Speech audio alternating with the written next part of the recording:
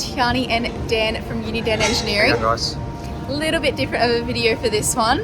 We are headed off to Germany. So we're going to have a two-part video. Hopefully we'll see how I go with my footage. One being going over to Germany, our first few days there, which are at the Allrad Show. Then we're going to Bliss, and then the next video will be at the demo park and then seeing the Unimog museum, the what's it called, factory, and all of that stuff. So stay tuned.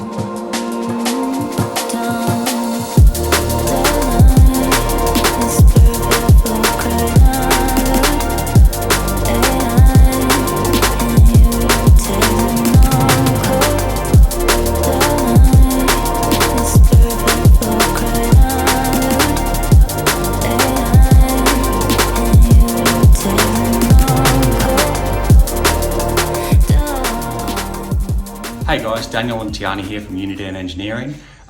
Pretty excited to tell you, as Tiarni will tell you in a moment, we're in Germany right now at Bad Kissingen. Hope I got that right. Off to the Allrad show today. Not gonna lie, very excited. Been wanting to come to this now for many years, since we owned our first Unimog. This has been on my to-do list. So I'll hand you over to Tiarni, and here we are. As Dan said, first official day in Germany. There was a day and a half of traveling, which was really fun. This one's had jet lag and been up since midnight last night, so we'll see how we go and how long we last there. But we will take you along the journey. I'll try and remember to film as much as we can film, because obviously not many people get to travel all the way from Australia or wherever you guys live and come see this show, so stay tuned.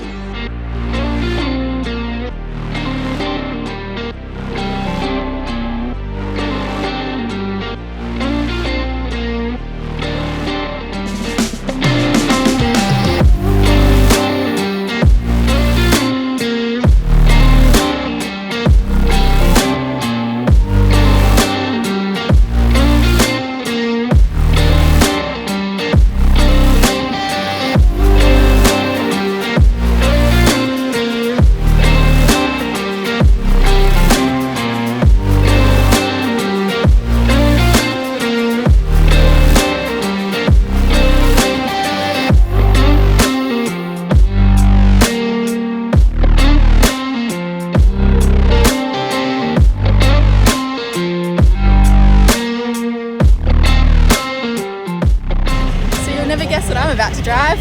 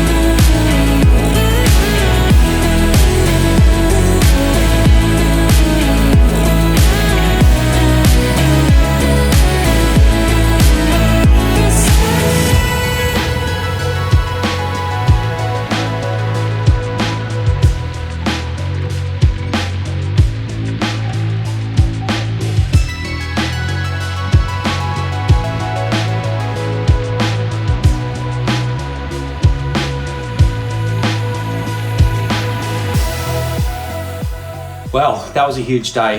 We spent the day at Allrad. Blown away. It was unreal. for many, many years, as I said this morning, many years I've been wanting to go there, and it was all I expected. Not like the caravan and camping shows at home, because there was just so many big trucks, and obviously that's what we're all about at Unidan, is the big trucks, and getting to see so many of them in one spot was just unreal. What about you, T? I never knew what to expect. I kind of thought maybe there'd be a few trucks and maybe a few of those would be Unimogs. Holy dooly. Obviously you guys will see the footage in this video, but it's just walk around another corner. Oh, Unimog. Oh, Unimog. Oh, 5 Unimogs. But then it was also really, really cool to see the Aroxes, Zetroses, which I am still crying about the fact we can't get them in Australia anymore, but maybe we'll keep trying to convince Mercedes in the next few days. It was just amazing to see all of the different bodybuilders and ways that people do things, kind of give ourselves a bit of a pat on the back, I think, in comparison.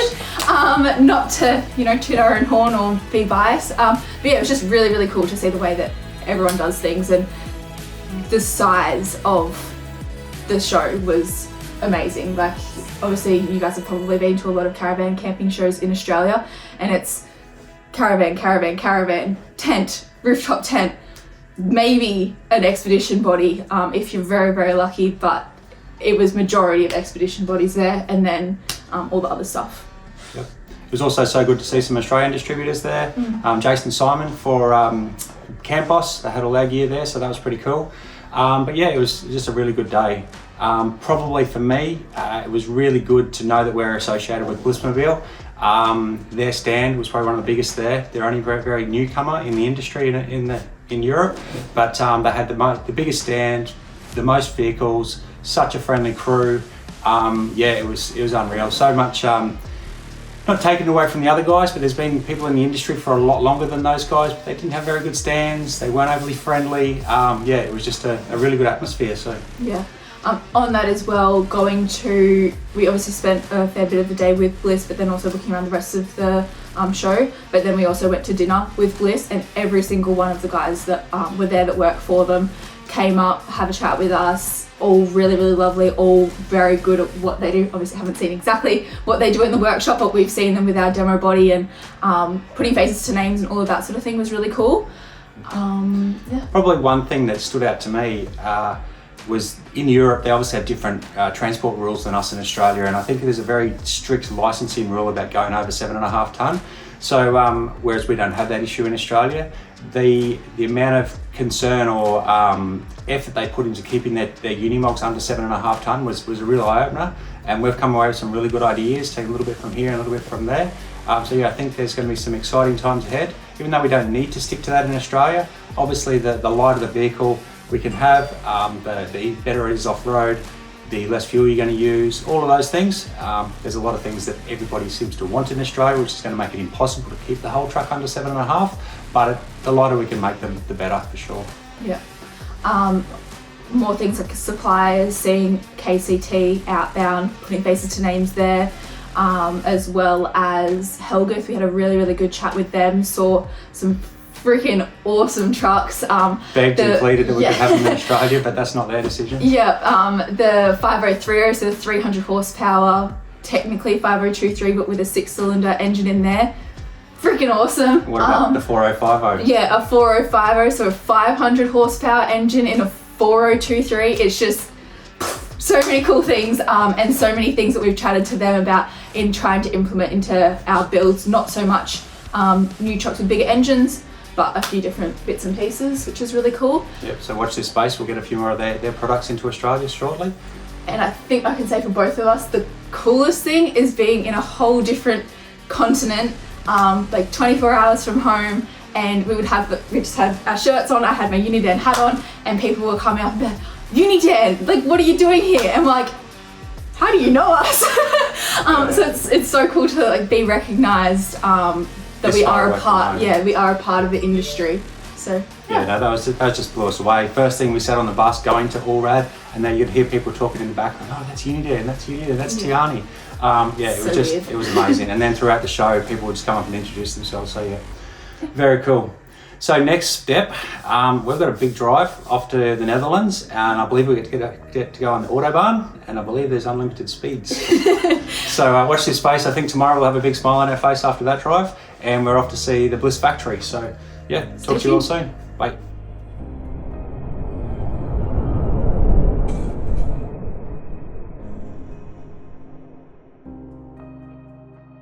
Here we are at the Bliss Mobil office and factory in Breda, the Netherlands. This world map shows all the Bliss Mobil bodies that have been delivered, so hopefully we'll have Australia filled up in no time. Now on to the processes. Every build goes through the drafting team to ensure a smooth production. The beauty of the standardised components that Bliss provide in their builds is that they are able to hold everything in stock. Before any new component is fitted into their builds, they are tested rigorously in the workshop and then installed in their rental fleet for real-world testing prior to marketing this to their customers. Every component of the Bliss Mobil bodies is built in-house, from the innovative external build construction method to electrical, fabrication, plastic welding of their tanks, CNC machining, cabinetry, powder coating, and everything else required prior to the final fit-off in-house. From there, the external body is constructed and sent to be painted, and then fit-out begins with teams of 3 working on the complete fit-out from start to finish. Having all these components in-house means that they have quality assurance at every step of the way.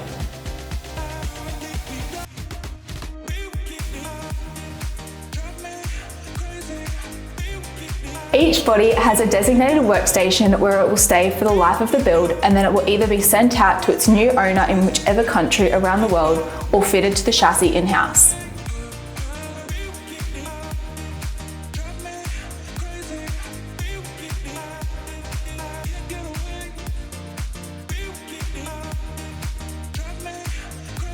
All these processes clearly show why they are the biggest expedition bodybuilder in the world, manufacturing up to 55 units per year. They are always a step ahead when it comes to innovation, not only with the technology in their builds, but the experiences that they provide to customers with their rental fleet and world expeditions.